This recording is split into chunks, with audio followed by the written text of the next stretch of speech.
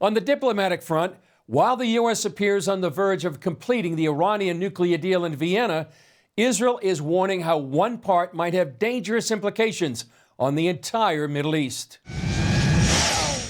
After months of talks, the U.S. pursuit of this agreement could mean removing Iran's Islamic Revolutionary Guard from the list of foreign terrorist organizations. Israeli Prime Minister Naftali Bennett calls the potential concession dangerous because it involves the world's deadliest terror organization. The terrorist group, the IRGC, is trying to murder Israelis and certain Americans around the globe. Unfortunately, we're seeing a determination to sign a nuclear deal at almost any cost, including saying that the biggest terrorist group in the world is not a terrorist organization. This is too steep a price. They have become the operational terrorist arm of the Iranian government, which employs terrorism as a tool of statehood. And that's why we actually designated the IRGC as a foreign terrorist organization. Former Deputy National Security Advisor for the Middle East, Victoria Coates, sees the IRGC as a menace to the region.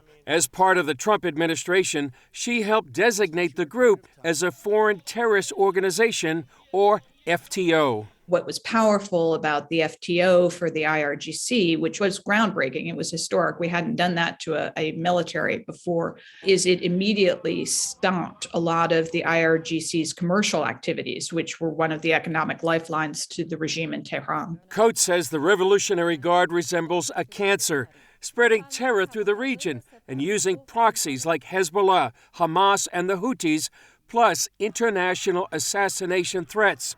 It's also behind Iran's ballistic missile program and its drone arsenal.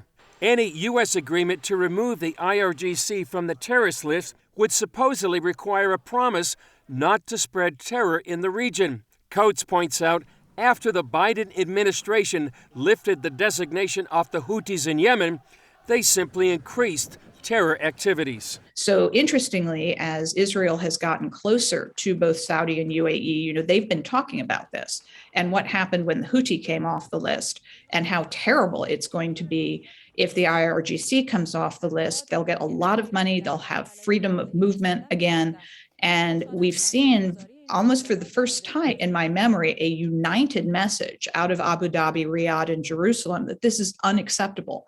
And these are three of the United States' most powerful allies in the region. We should listen to them. And if the Biden administration does not listen, many believe allies like the UAE, Saudi Arabia, and Israel will find themselves targets of one of the world's most dangerous terror organizations. Alpha, Omega.